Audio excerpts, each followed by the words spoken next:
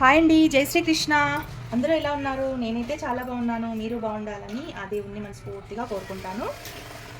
ఈరోజు 40 size blouse cross cutting నేనైతే మీకు చూపిస్తున్నాను.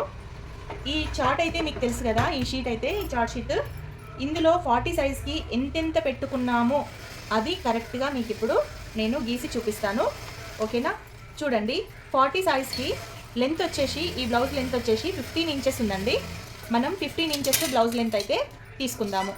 ఎవరైనా 40 సైజు కటింగ్ కావాలి అనుకున్న వాళ్ళు ఈజీ మెథడ్లో ఈ బ్లౌజ్ కటింగ్ అయితే చూడండి. ఓకేనా? ఇదిగోండి, 40 సైజ్కి మనం ఈ బ్లౌజ్కి పెట్టుకునే లెంత్ వచ్చేసి 15 ఇంచెస్ బ్లౌజ్ లెంత్ అయితే మనం తీసుకుంటున్నాం. 15 ఇంచెస్ దగ్గర ఒక మార్కింగ్ వేసుకొని, అలాగే ఖర్చుకి కూడా ఒక మార్కింగ్ అయితే వేసుకుంటున్నాను.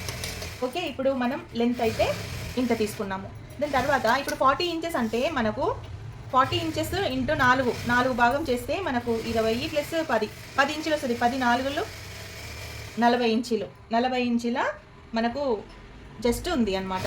అయితే ఇక్కడ నుండి ఇక్కడికి 40 ఇంచులు మనం ఇలా లైన్ గీసుకొని జస్ట్ మార్కింగ్ అయితే వేసుకోవాలి. ఆ తర్వాత ఒక 1.5 ఇంచ్ కానీ 2 ఇంచెస్ కానీ మనం ఇక్కడ మార్జింగ్ అయితే తీసుకోవాలి. ఇప్పుడు నెక్ ఎంత ఉంది, బ్లౌజ్ నెక్ ఎంత ఉంది, మనము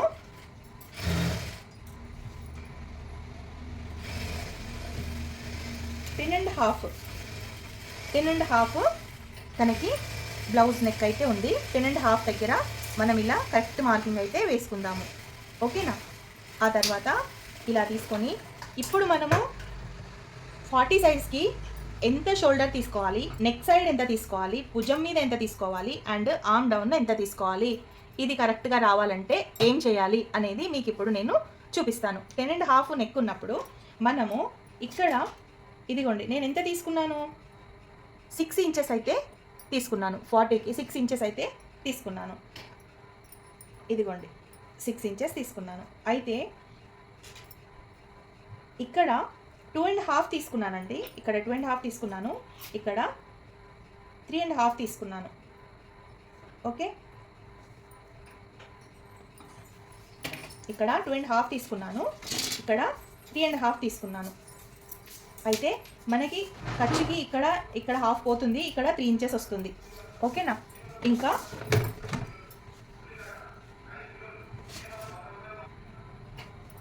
అయితే తనకి ఇక్కడ బ్రాడ్గా ఉండడం ఇష్టం. మనం ఒకవేళ ఇక్కడ బ్రాడ్గా ఇష్టం ఉండదు అనుకుంటే ఇక్కడ మనం 5.5 తీసుకోవాలండి. ఒకవేళ బ్రాడ్ కావాలంటేనే 6 ఇంచెస్ తీసుకోవాలి. ఓకే, చాలా మటుకు బ్రాడ్గా చేస్తారు. కొంచెం అంటే న్యూలీ మ్యారీడ్ అలా ఉన్న వాళ్ళు మాత్రమే చిన్నగా, ఇది సన్నగా ఉండాలని అనుకుంటారనమాట.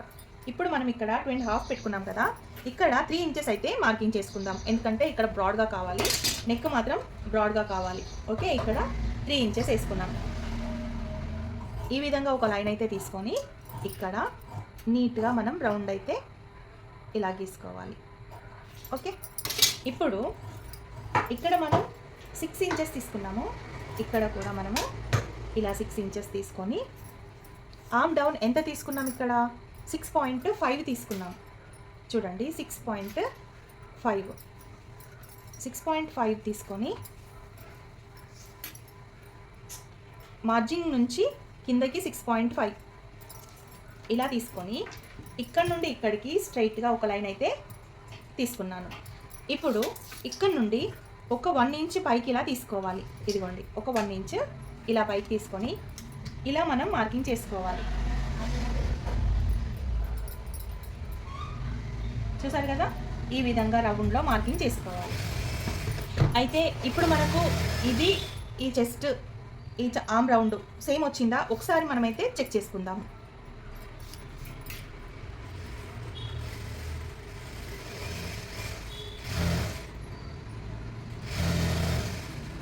ఇదిగోండి, మనకు కరెక్ట్గా వచ్చిందండి.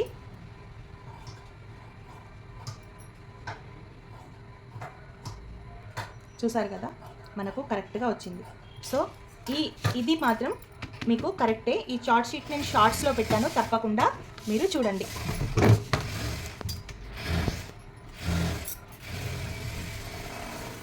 ఓకే, ఇప్పుడు మనము ఇక్కడ డాట్ అయితే మార్కింగ్ చేసుకుందాము. చూడండి, ఈ రెండింటికి మిడిల్లో మనం డాట్ మార్కింగ్ అయితే ఇలా తీసుకుందాం.